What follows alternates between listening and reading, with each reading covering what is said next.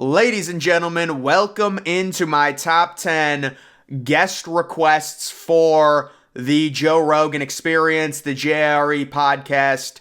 I still believe it's the most popular podcast in the world.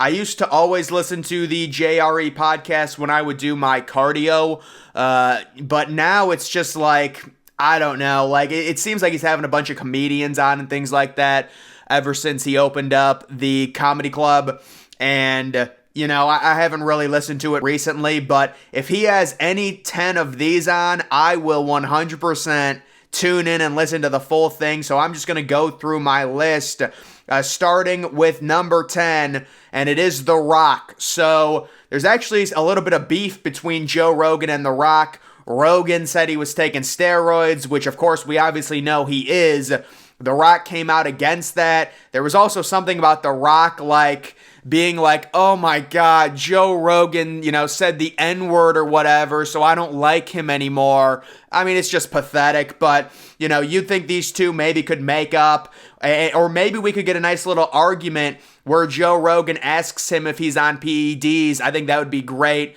drama, but I would like to see The Rock on JRE, long-form conversation. It's very rare out of any mega celebrity. So you get him on there for 2.5, 3 hours. A lot of people would be interested in that, but I do think they would have to kind of make up behind the scenes. Maybe The Rock would put some type of stipulation in that you're not allowed to ask about the PEDs. But either way, I would put The Rock at number 10 on my guest request list. At number 9, it's going to be AOC. So I actually don't know why AOC would not do something like this. Normally, when Rogan has people on that he tends to disagree with politically, there tends to be a lot of common ground, and anytime you participate in long-form discussion, it's a lot more civil, and you come off, even if, the vast majority of people that AOC would be talking to, they would not be her supporters, right? They would not be the far left people who like socialism. But still, if Joe Rogan and AOC could find common ground, I think it would make 100% sense for her to go on, very similar to what Bernie Sanders did. And I would like to see her go on. I mean, I don't agree with basically everything AOC says, but I'd still want to see her go on there. It seems like we never get any arguments with Joe Rogan and a guest. It just ends up being some comedian who sucks his dick for about 3 hours. So I think AOC, maybe you get some arguments about socialism, maybe they find some common ground. These are the conversations that I think, should be happening right now. I know Joe Rogan is technically, he says he's not a conservative, but definitely when it comes to like business and things like that, he's a capitalist. So I think that'd be a good debate to see. Honestly, it's also like the whole thing with a lot of these liberal people are just, they're so anti-debate. And I never understood that. Like, if you think your argument is better, why would you not want to try and debate the other side if you think you're right and expose the other side? It just makes no sense. It's like this whole thing, like, oh, don't go on there, don't platform him. It's like, what sense does that make? You just come off looking insanely weak. So maybe AOC would say, I don't want to go on there. Joe Rogan is racist. He said the N-word. Like, I mean, come on. But I don't know, maybe she would do it. It would get her great publicity. I think it would probably, as long as you act civil, like Joe Rogan's really not going to be confrontational. He's going to try and find common ground. So I would put AOC at number 9. At number 8, it's going to be Dylan Mulvaney. I just think it would be funny, honestly, to see what would happen if Joe Rogan had him or her on the podcast, just to see what would happen with all this kind of crazy trans stuff going on right now. And listen, it would be just so awkward and so weird. Dude, I would watch, I would listen to that for sure. At number 7, it is Andrew Tate. So, love him or hate him, Andrew Tate, certainly, he is someone that's going to elicit a strong response. It would be a huge podcast. I think Rogan is kind of waiting for the situation with Andrew Tate and like the police to die down, or like to see what happens there. He's not going to want to be too controversial and have Andrew Tate on right now. But I do know that Andrew Tate has gone on so many different podcasts that are like, not as good as Rogan's or not nearly as big. So obviously Andrew Tate would do it. My opinion of Andrew Tate, it's really sad to me because Andrew Tate, when it comes to the way when it comes to female emotion and the way females act towards males and the way males act towards females, a lot of what he said was correct 100%, and it got a lot of women angry. He basically said the quiet part out loud. He explained to men why women behave the way they do, what they really want, but then he did, it seemed like, take it a little bit too far. He started saying, some stuff about women being property and some bad stuff like that, which kind of, unfortunately, devalued his overall good points, because if you start saying other stuff that's bad, you're just going to be, devalued overall. So, it kind of seems like Andrew Tate has kind of an echo chamber right now, just kind of right-wing people. The left wing hates him, the right wing likes him. But either way, I would say Andrew Tate at this point, I would say at number 7. Will that happen? Again, it just depends, but it seems like Andrew Tate does a lot of podcasts, so I would put that at number 7.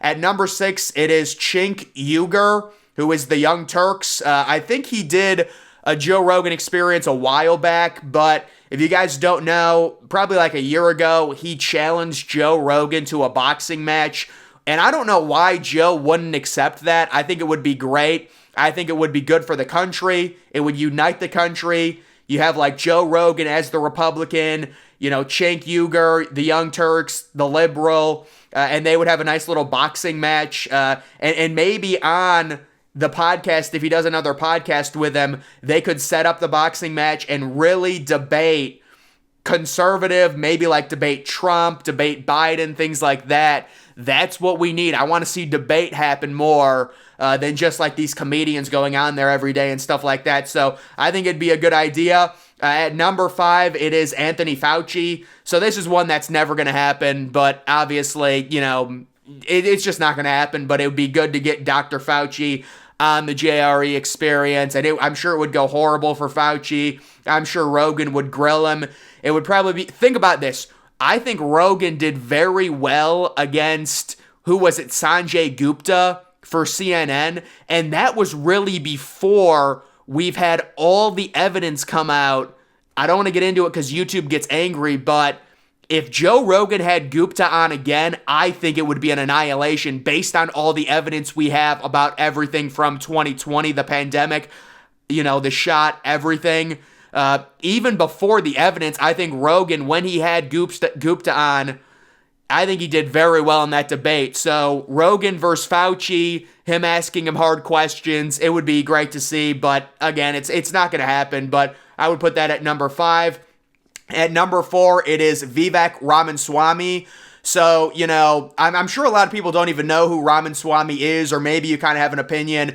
But the second you listen to VIVAK Ramaswamy, he is the most impressive conservative politician we have right now. It is not close. The way he speaks, this is not the run-of-the-mill. This is not the typical conservative Rogan has on where they just agree. The way this guy talks is so impressive, and he's going to absolutely kill it in the Republican primary debates. It's going to be really, really good. So Ramaswamy, a lot of great ideas. Again, just the way he's able to formulate his opinion and really argue with a unique perspective. A lot of times you see these conservatives say the exact same thing over and over again, but Ramaswamy, just the way he's able to articulate himself is just so impressive in my opinion. I mean, I was blown away. I didn't even know who this guy was until February personally, but I'm sure there's got to be some type of plan. He's probably dying to get on there. He's looking for any bit of exposure. He's spending a lot of money right now on trying to run for president. I don't think he has much of a chance at the age of 37, but, him on the JRE, he'd probably want to stay on there for 5 hours, man, and that's what I love. You get on the JRE, man, you should stay for 4 or 5 hours, as long as possible, and really get into debate, because the longer you get into the conversation, the more your real personality starts coming out when it comes to long-form podcast and discussion. At number 3, I'm going to go Alex Jones. So, obviously just unbelievably entertaining. Whether you think some of the stuff he says is real, fake, it's just it's so entertaining. I'm not going to really comment on why Rogan hasn't had him on. I think we all know why. he's going to want to stay out. He's going to want to wait for that situation with Jones to die down when it comes to, the legal stuff. It's YouTube, so they're not going to want me to comment on this. The only thing I'll say, I think Alex Jones has angered a lot of very powerful people, and I think they wanted to send a message. The idea that you can, sue someone for billions of dollars for, I'm not going to get into it, but it's just, they wanted to send a message. It's very clear, and that's what happened. So I think Rogan wants to have him back on, but he wants the situation to die down even more, and then maybe in a few months I'll have him back on. But it's just always a super entertaining podcast. I mean, 3, 4, 5 hours, I'll listen to it. It doesn't really matter. At number 2, Elon Musk. So I would say Elon Musk is probably due to go back on the Joe Rogan Experience, I'd say relatively soon. He hasn't been on there since he bought Twitter, since everything changed. And I mean, Elon Musk, man, it's just so unique to get a perspective of an ultra-rich billionaire for 2 or 3 hours, and to hear him talk and speak and stuff like that and formulate opinions and, what he did to Twitter, completely changing the game. It really is remarkable, whether you're a liberal or a conservative. The idea that Instagram is far left, Twitter before Elon was far left, YouTube, Google, it's all left. Elon takes Twitter and completely changes the game and really saves the right from getting totally trounced in terms of the information war on social media. So, it's just crazy what Elon Musk did, and you just don't see that. Like, the idea that Elon Musk just said, you know what, I'm just going to spend $44 billion. You do not even see billionaires decide to do something like that and spend $44 billion because, people are going to say, oh, he wants to make money. I just think he did it because Twitter seemed biased and he likes the platform and he wants to make the platform better. That had to have been part of it. But either way, Elon Musk going on JRE again, it's always a must listen to when it comes to that. And then at number 1, I'm going to go Donald Trump and or Joe Biden. Now, obviously, Joe Biden would never accept this. Trump, I would guess, if Trump was smart, he would accept anytime, anywhere with Rogan. This is what I'll say about Rogan, because people are like, why won't Rogan have Trump on? It's really weird. I'm actually kind of disappointed in Rogan. It's like this whole idea, it's like he's taken a page out of the left's book by saying he doesn't want to have him on, he doesn't want to deal with it. It's like, oh, what do you not want to platform Donald Trump? I think Rogan is smart. He understands that if he has Trump on and they do a 3-hour conversation, that is probably immediately going to make Donald Trump more likable in the American public eye. And there's going to be clip after clip after clip of Trump talking normally, doing normal things, being relatable to the human public, because in long-form conversation, you immediately become more relatable and likable unless you just act like a total douchebag on the podcast. I think Rogan knows that, and he doesn't want to be responsible for, Trump, I don't know, winning the elections or, whatever it ends up being, becoming more likable. I think if I'm Rogan, this is what I do. If it is Trump, the Republican nominee, the polls say it is, we'll have to see. If it is Trump, and it becomes Trump versus Biden in a rematch, which I would like it to be DeSantis, but if it is Trump versus Biden, if I'm Rogan, I say I'm offering an open invitation to Donald Trump and Joe Biden. They both have the chance to come on my podcast whenever and just talk for 3 or 4 hours. Obviously, Biden will decline it. Biden can't even string 2 sentences together without having a seizure. And Trump, I'm guessing you'd have to go on if you are Trump. I know Trump does those kiddie podcasts, with little kids and stuff sometimes, but he only goes on there for 30 minutes to an hour. If you're Rogan, and Trump needs to understand it's so important to have a long-form discussion, not these little kiddie things, because then you become more likable as you talk longer and longer and really show your personality and really act human. So I think it would make Trump a lot more likable if he went on JRE, unless he totally bombs it. So that would be my number one, Trump and or Biden. Maybe those two in a debate, but I don't think that would happen. I think Biden would decline it. But either way, guys, that would be my top 10 guest requests for the Joe Rogan Experience. That's going to do it for this video. Make sure you follow me on Twitter. Link to that's always in the description.